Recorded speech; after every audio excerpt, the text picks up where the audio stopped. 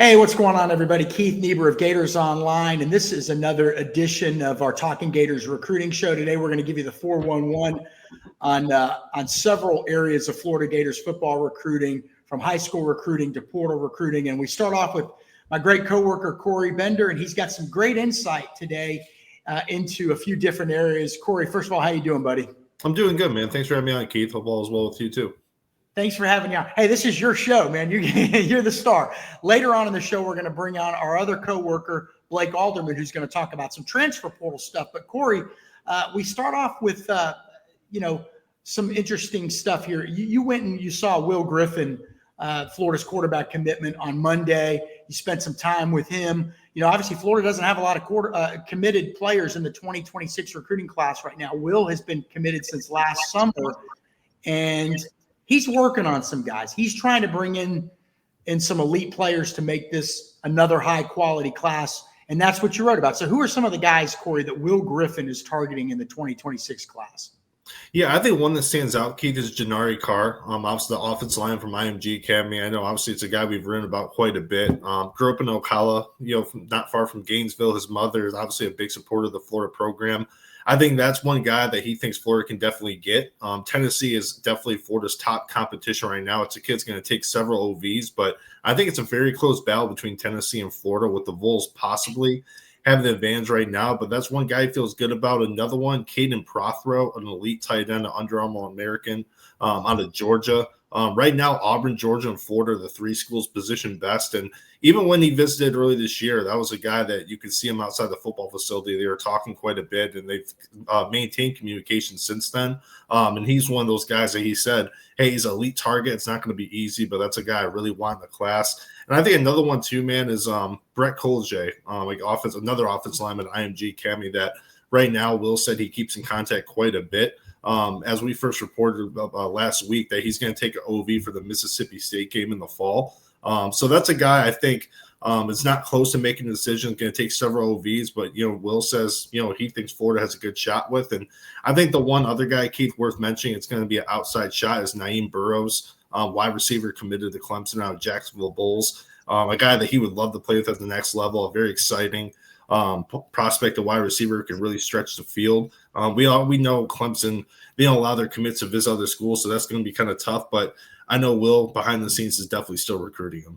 All right, you mentioned a few guys. Jeren McCoy, there's been some crystal ball picks for Tennessee, which is interesting because he's so close to, from Ocala, and his mother actually went to North Marion High School, which, is 20 minutes from the University of Florida. So that's one that's interesting. He's obviously going to officially visit a bunch of schools in the May-June window, and Florida still feels, what we're told, pretty good, even though the crystal ball picks have come in for Tennessee. You mentioned Caden Prothro. Now, that's an interesting one, an elite tight end, more of a pass-catching tight end than a blocking tight end. And you said Auburn, Georgia, and Florida, but Georgia already has one tight end committed and is involved with a second one who was even more highly ranked than Caden Prothro. So Georgia may be doing so well at tight end that they may actually knock themselves at some point potentially out of the picture with Caden Prothro. And then at that point, if you're Florida, you got to like your odds a little bit better if you're just having to compete against Auburn as opposed to Auburn and Georgia, two schools that recruit at a high level, much like Florida does. So interesting recruitments. Kula, you mentioned. Corey, I don't know about you. I'm not hearing, I know he's going to officially visit Florida. I'm not hearing a tremendous bit of Florida buzz with him, though. He seems like a little bit of a long shot. What do you think about Brett Kula, the 4-star interior lineman? No, for sure, man. And he already OV'd Oklahoma, and even for a while, Miami, I think Tennessee, there's another school. A bunch of schools have had OVs set before Florida. Colorado and USC just got added to the schedule too. So he likes Florida, but when I even asked him, where's Florida in your list, I think he said top 8 range. So when you hear that, Florida has a lot of room to make up, and there's going to be a lot of top 8? What? Yeah, top 8. Yeah, he was like right on the point. It wasn't, hey, top schools. He said top 8. It might even have been top 10. I can't remember exactly, but you could clearly tell that Florida has room to make up. You remember the recruit Malcolm Askew? He was a DB from the state of Alabama a few years ago. He actually went to, I want to say, McAdory High School right outside of Birmingham, which is famous in Alabama because that's where Bo Jackson went to school. And I'll never forget it, Corey. He put out a top 20 or top 21 once. Like, what are you doing, man? Nicest kid in the world. And now I want to say he's trying to become a coach. Great dude, fantastic person. Probably just getting some bad advice, but Yeah. Corey, next up, let's shift gears here. Florida has put so many defensive backs in the NFL. But in the last couple of years, it's been interesting because you're watching the Florida coaching staff, and you had Corey Raymond as the secondary coach, and then Will Harris came in last year, and now he's gone, and you've got Vinny Sinceri and Deron Wilson. I hope I'm pronouncing that right. So there's been some what do you say? It's not turmoil. That's not what I'm saying. But there's been some turnover there. Yeah. But one thing we know that doesn't change, Florida's always going to recruit elite DBs, and the state of Florida is always going to have elite DBs. And just this week, I believe you broke the story that a couple of these guys, a couple elite defensive backs, have set official visits to Florida. That's a lot. I said a lot to get to that, so sorry for talking in a circle. No, you're good. Who are they? First of all, who are they? Give me the names of the DBs this week that have set official visits with Florida, and then let's talk a little bit about those guys. Yeah, I think the first one, obviously, Chanty Kenan out of Sarasota Booker. That's the first one that comes to mind. He's obviously a talented player. You have Justice Fitzpatrick, kind of like you said, we'll touch on each one, but then obviously safety Justice Fitzpatrick, powerhouse St. Thomas Aquinas. So two high-level elite guys. One at safety. I mean, Fitzpatrick could play corner safety, but they like both these guys as bigger corners. And they're both four-star guys, right? I mean, Chanty Kenan, I'm going to look up his ranking here on my phone while we're talking, but I think we have, at last check, we had him as one of the top 3 or 4 defensive backs or cornerbacks in the country, Corey. So these are elite guys. Now, Kenan, I'm looking at right now, on 3 has him as the number 5 cornerback in the country, number 41 recruit in the country. He's at Sarasota Booker, good program down just south of Tampa Bay. Chanty Kenan, what is his recruitment shaping up like right now? Because, Corey, he finally set this Florida official visit. It sounds great, but he had a handful of other officials set for weeks and weeks and weeks, and he finally set this Florida one. I met him at UF last summer. He seemed to love it, but it feels like they got some work to do with Chanty Kenan. Yeah, I mean, LSU, Florida State, Miami, Georgia, all those schools had OVs set before Florida. And, when Will Harris left, they were talking quite a bit, several times a week. So we thought once Will Harris went for Miami, that was kind of the coffin was closed on Florida. It was going to be tough getting back in. But Deron Wilson, they were able to get him back on campus about 2 weeks ago and made a really big impression. At that time, he said, hey, I'm going to set an OV. And we thought it would probably be in the fall because, like we said, his OV schedule was already pretty full. And then we spoke to him not long after. They said, hey, it's going to be a spring thing. And then we realized over the last week, a lot of these kids are coming in. Felix Ojo is the first one, the 5-star offensive tackle, who set one for May 16th. And now that's actually shaping up to be a strong weekend. Chanty Kenan is now on that list as well. And, Deron Wilson was at Booker yesterday and spent, I think between 6 and 7 hours over at that school, is really putting in time. And I spoke to someone close to the situation and said, hey, he's not going to go down without a fight. He knows it's an uphill battle, but, from talking to people close to Deron Wilson, that he feels like when he gets in front of these kids, he has as good as a shot as anyone right now. So obviously he's playing a little bit of catch up, but Florida, they're already back into the top schools, have an OV set, and we'll see where it goes. Sometimes you just need that one strong OV to turn things around, and we'll see if Florida can do that. Well, and one of the reasons they're playing catch up is because, just 18 months ago, Corey Raymond was the defensive backs coach. Then Will Harris was only at Florida for a year. Now you got another one. So, in this NIL era in which we live, we talk about NIL as being kind of everything. But, the reality of it is Chanty Kenan's probably going to get good NIL deals from a lot of different schools. Oh, yeah. And so then what becomes the great separator? Development, relationships. So those things still matter. If all things are equal NIL, or maybe your NIL is a little bit less, but he feels like he's going to get developed more at your school and make more money in the long run. So these things still matter. I mean, yes, a lot of it comes down to NIL, but that they're both separators in their own ways. So, all right, Corey, next up, actually, no, let me go back. I'm sorry. We got to talk about Justice Fitzpatrick. You just mentioned him. He's the number 5 cornerback in the country at St. Thomas Aquinas. Like you said, can play corner or safety. Who's the team to beat with him? His brother, obviously, was Minkah Fitzpatrick, correct? Am I right here? Okay. I think right now, probably Miami. I know Miami got him really early. They've gotten on campus a number of times. They have OV. Texas does as well, Georgia. And that was kind of the hurdle with Florida again. When you looked at his OV schedule, Florida's not hosting kids on June 20th, and all the other 3 weekends were already filled up. So we're like, he said Florida's going to get OV, but when was it going to happen? Yeah. And I think that's kind of what shifted Florida to say, hey, let's bring some guys in the spring when we can bring them in. And obviously, I think right now, Florida – another kid that was really impressed with Jerron Wilson. I know him and his father sat down with him when they did visit earlier this spring. They loved, obviously, the way he coaches the position, how detailed he is with the X's and O's. So I think it's one of those things. And also Billy Napier. Florida offered later than most schools at the very start of this year. But even that day, we spoke to him, and he said, yeah, Billy Napier's trying to get a hold of my parents right now.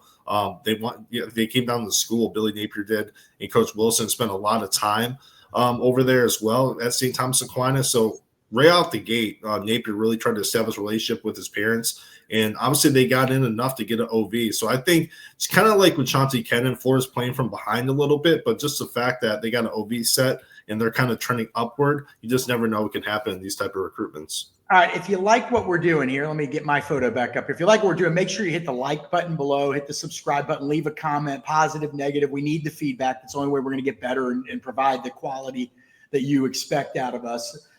So again, hit the like button, hit the subscribe button, and don't forget, check out gatorsonline.com to learn more. And I say that because, Corey, you had a story, we're recording this on Wednesday. You had a story Tuesday on kind of Florida's big targets in the state of Mississippi. And Florida's gotten some dudes out of Mississippi historically. I mean, KD Daniels is one of the more recent ones, the running back that they think has a really bright future in Gainesville. And you had a story again Tuesday about 4 big targets in the state of Mississippi. So go to gatorsonline.com. You can get the whole article. We're going to focus on 2 of them, Corey. The first one, Jeren McCoy, a 4-star defensive lineman out of Tupelo, Mississippi, birthplace of Elvis Presley, by the way. I've been to the house.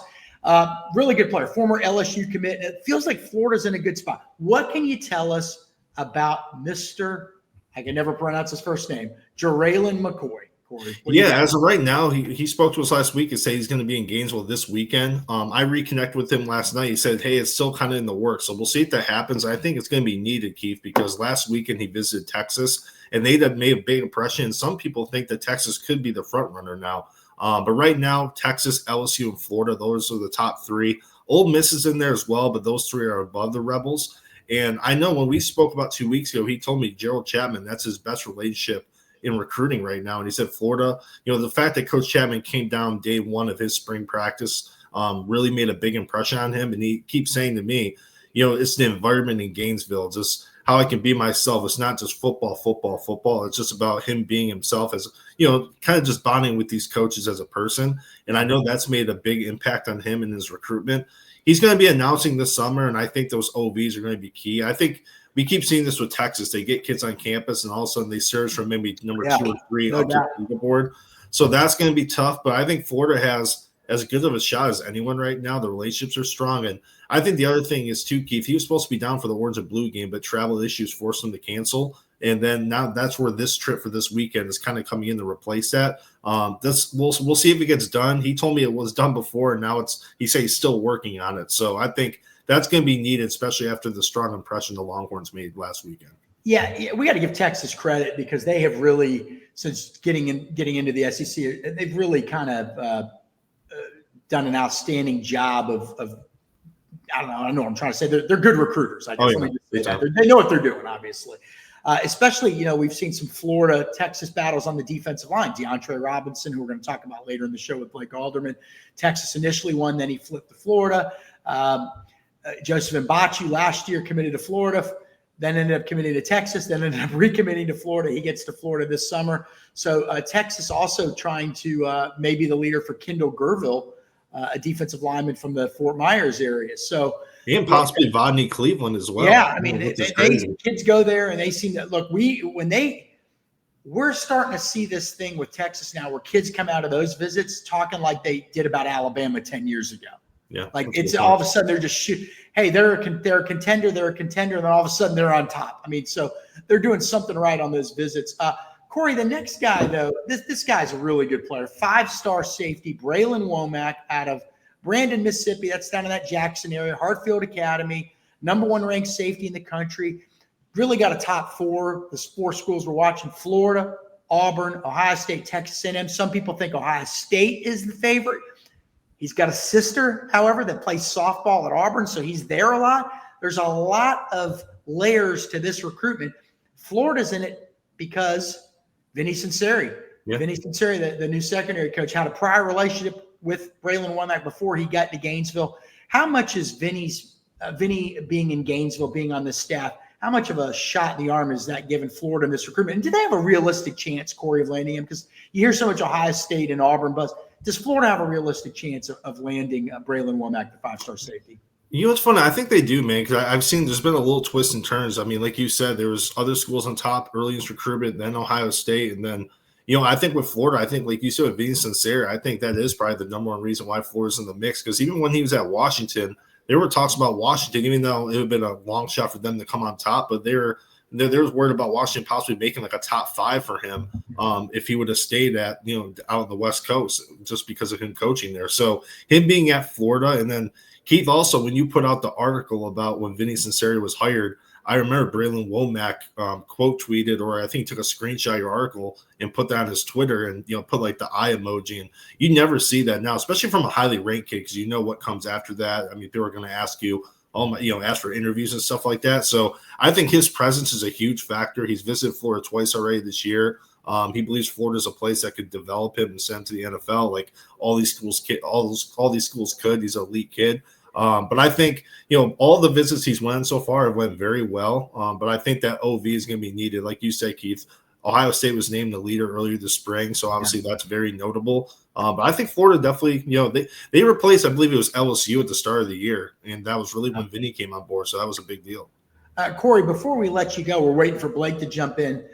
You had a quick story on, is it CJ Bronna? Yeah. How do you pronounce his last name? He's a 4-star defensive back committed to Nebraska, correct? From Windermere, Florida. Just real quick, in 30 seconds, what's the latest on CJ? Pronounce his last name for me. No, Bronna, you got it. Okay, CJ Bronna, very good prospect, very fast guy. What can you tell us about him? And then we're going to bring in Blake. Yeah, no. So right now it's Florida State, and Penn State. Those are the 3 schools pushing hard to flip him. When I spoke to him recently, he said Florida and Florida State are the schools probably better positioned at this time. But I think Florida's the school with the most momentum. They've got on campus twice this spring.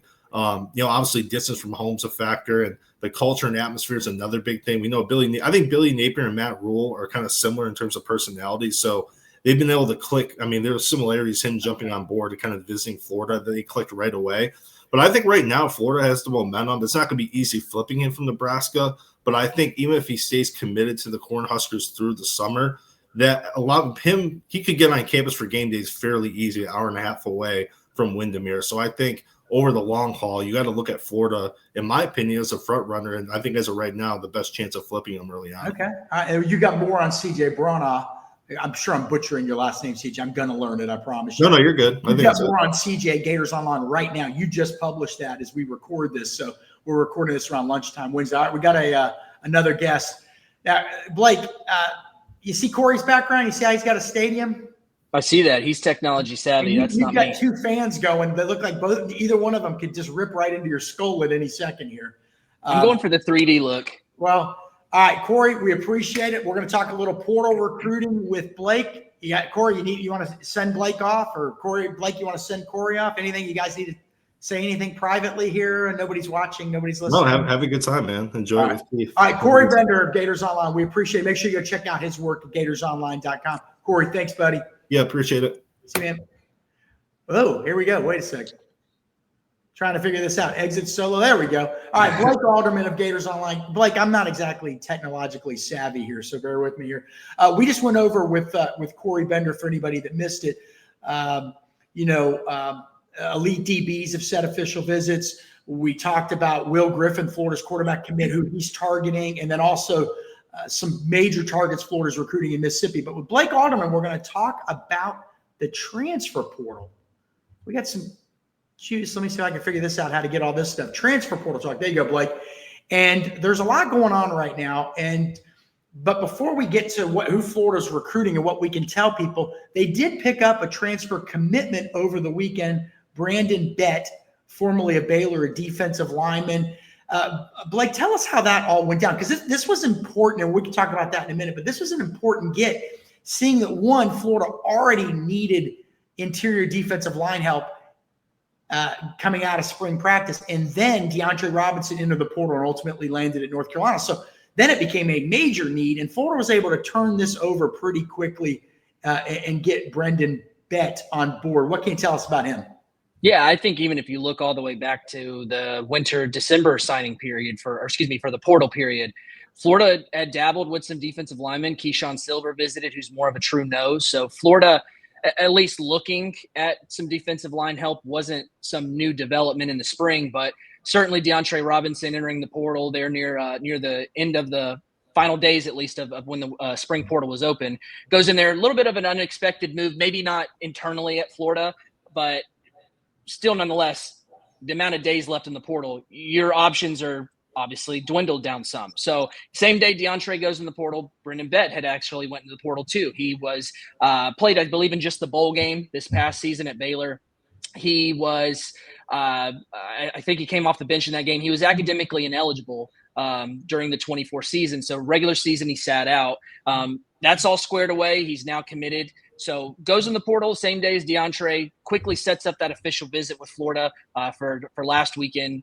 Gerald Chapman was recruiting him at Colorado. Ron Roberts, obviously the ties there from Baylor. So that sort of expedited this process. He goes in there on the visit, really likes it. He'll be there summer A, squared away, maybe if not before, a little earlier side because you can move in before the official start of classes. So once he finishes up his spring semester at Baylor, he'll be ready to get settled in Gainesville. So like you said, big get for Florida, considering now that they had that extra need for depth.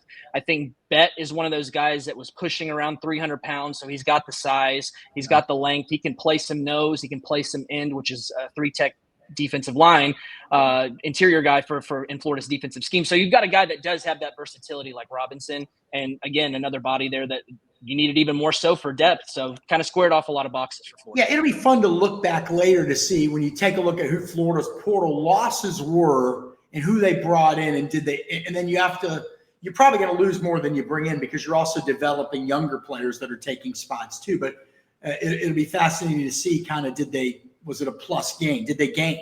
Did they get better? Did they get worse? Did they stay the same? So Bett is going to be a guy that probably plays a lot this year, quite frankly.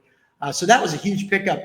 Blake, in the secondary, Florida recently lost Gregory Smith, and you and I were joking that, maybe they should have just paid it. Maybe they should have just paid him what he wanted. But you lose a good young safety, and people are always, he's just a second teamer. And, same with DeAndre Robinson, just a second teamer. But you do play on the defensive line with a heavy rotation, and you also play with the rotation in the secondary, and guys get hurt. And so you need to make sure your second teamers are ready to go, ready to roll. And Gregory Smith was playing a lot with the ones in the spring as other safeties were nursing injuries. So he's getting valuable reps in the spring. He had that length. He had a lot of athleticism, a lot of skills you're looking for on the back end of your defense. So he's gone, and he's in the portal. It doesn't look like there's going to be a reunification of Florida and Gregory Smith. North Carolina's a school to watch, maybe Miami too. So what is Florida doing to counter that loss, Blake? We know they brought in Zaquan Patterson of Miami. He played at Miami last year as a true freshman. They brought him in over the weekend, and he's trying to negotiate with Florida. But they brought in somebody else as well on Tuesday. Tell us about who that was and where things stand as we record this Wednesday lunchtime, Blake.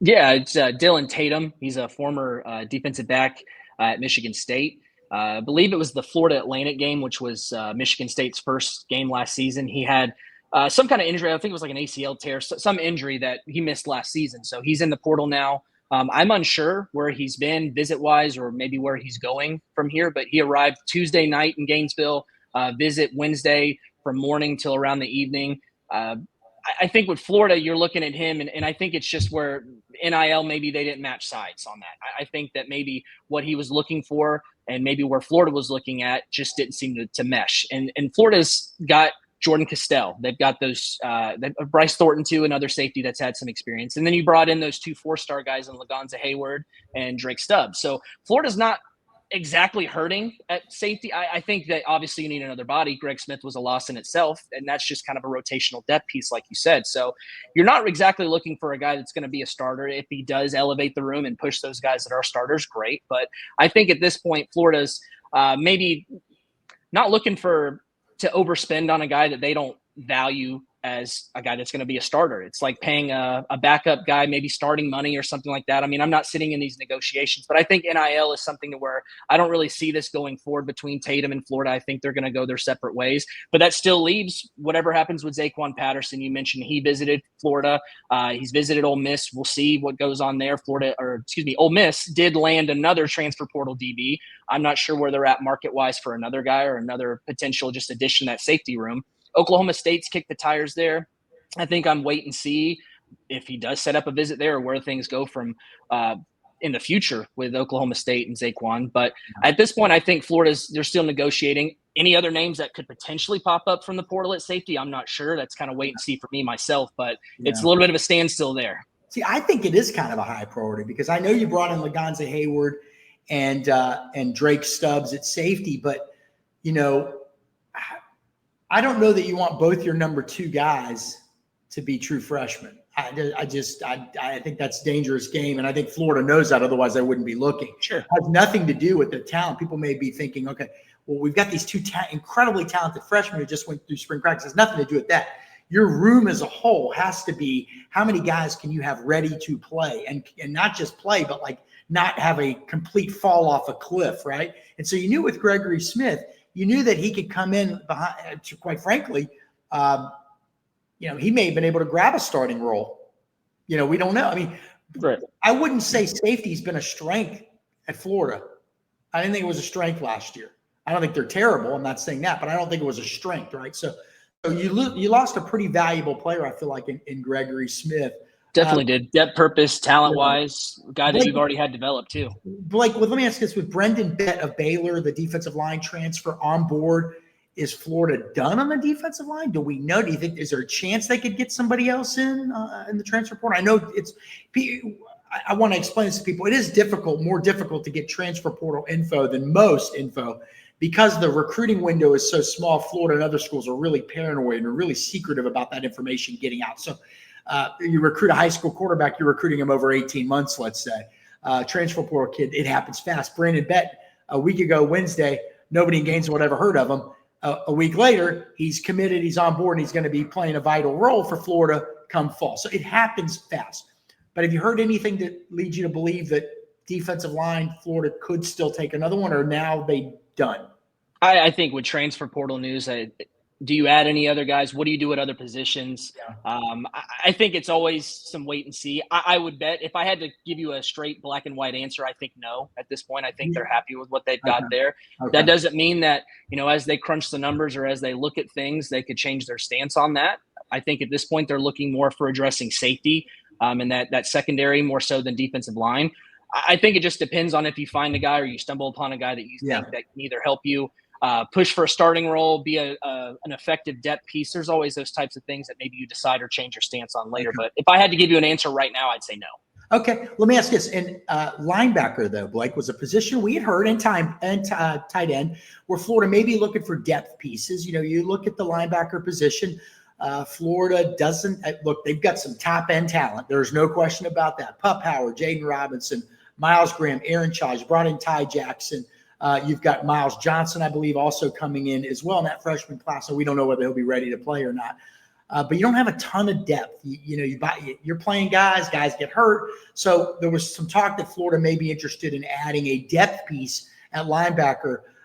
You've heard that too, Blake? Anything new transpiring? I've not heard any names. So I haven't either. I don't even really know any names to say of note. I think that it was one of those deals to where they're looking for, I think it's like a 7th linebacker for that room. And again, the depth piece, like you said. So I think if you're looking for maybe linebacker 6, 7, wherever you're at, I think 7 was what they were looking for. You're not exactly looking for some guy that's going to come in and be a big to-do. If you can find that person, sure. I think linebacker, they're pretty happy with that room. And I think there's a lot of upside for a lot of those players in that room. But I haven't heard of anything progressing or any type of big developments there. Okay. Blake, just general thoughts on recruiting. Let me get the transfer portal talk off and add one more. Be sure to like and subscribe. Again, go down low, hit the like button, hit the subscribe button, leave a comment. We appreciate all the input, and thank you so much for everybody for watching. Florida only has 2 commitments right now, and I ask you guys this like every week. When's this rush going to come? Are they – well, and the other thing, Blake, is there's 2 commitments, but one of them is linebacker Isaiah Williams, who is an elite talent, but gosh, he's been committed to how many schools now? And I think Florida was 4. yeah, and he's still visiting other schools. So that doesn't seem that solid. And if he's not solid, that leaves you with 1 solid commitment. And here we are getting ready to enter May. Are there any concerns at all right now? I always treat that question as like, my theory is like, let's see what happens after the rush of OV commitments, those July, August rush. I feel like once you get to the season, high school guys are getting into their own season, school's starting, colleges are getting their own season. So recruiting, obviously you have to recruit 7 days a week, 24/7. That doesn't matter. But I obviously your time is going more towards your own season. So I think coaches even rather would like to have the majority of their class squared away. This is the rush we've got from X amount of commits over the summer from official visits or whatever shakes out before then. So I feel like this one is maybe testing my theory on that, because again, Florida's got 2, whatever happens with Williams, you could have 1 guy entering the month of May, and obviously official visits will start, things will pick up there. But I don't know that it's quite time to hit the panic button, but I definitely feel like I'm starting to sweat a little bit if there's a thought of having 1 and even 2 commitments right now heading into that rush of OVs. Because even if you think you're going to get an OV guy, let's say you have visit 1 or visit 2, and guys got 3, 4 more other visits, they're going to all these visits. They're on visit highs, they're being sold and wined and dined. NIL talks happen on each official visit. So how you felt out of the visit on June 1st when it wrapped up may not be the same on June 16th. So it's a dangerous game, but I do always kind of base that on heading into the season. This is what the class should be and what it is right now. Yeah, and I'm not really concerned. I'll tell you why, because you and I both know there are guys out there that could probably be committed right now, but if Florida wanted them to be committed. But Florida is kind of expanding the net this year, trying to build off of the cachet that they gained from, being a buzz program. And so I feel like they're in it with a lot more guys. When you look at the official visitors list for the next couple months, it's very strong. Blake, last question, and we didn't prepare for this part. I'm just throwing this one out there. Is there a big name recruit out there that maybe Florida's not getting a lot of buzz with publicly, but you think maybe privately might be in it more than people think? Is there anybody that comes to mind? And send this off on a good positive note here.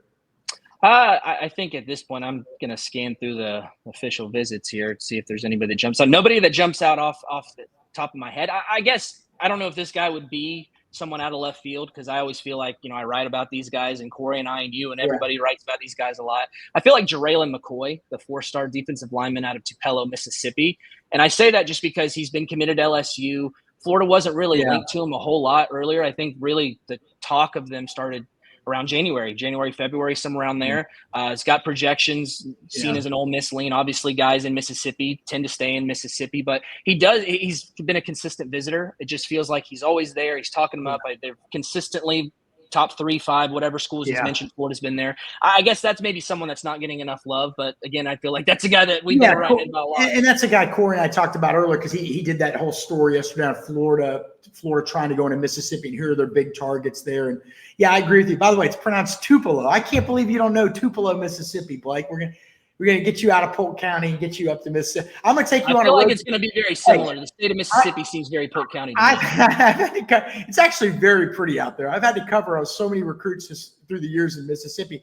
I've been to Tupelo many times. All those towns, and it's funny. The big gas station in Mississippi is called Keith's. So I love going to Keith's to get me some boiled peanuts. But well, that'll do it for this edition of Talking Gators Recruiting. We appreciate everybody stopping by. Like you said, be sure to hit the like and subscribe button. Go to gatorsonline.com and check out what we're doing. Hopefully you like what we're doing. There's always good premium content. And again, as Blake and Corey said, official visit season is starting in a couple of weeks, and it's going to be a mad rush for that May, June window. That's when really all the action starts happening. We're not just going to have the regular old story updates on a kid talking about his visit. We're going to have intel from those visits. We're going to have intel that we're going to post during the visits. So we're going to make sure we do our best to put you, the reader, in Gainesville for those official visits. So anyway, for Blake Alderman and Corey Bender, I almost call him Corey Raymond. For Blake Alderman and Corey Bender, I am Keith Niebuhr of Gators Online. Take care, everybody, and thanks for coming by.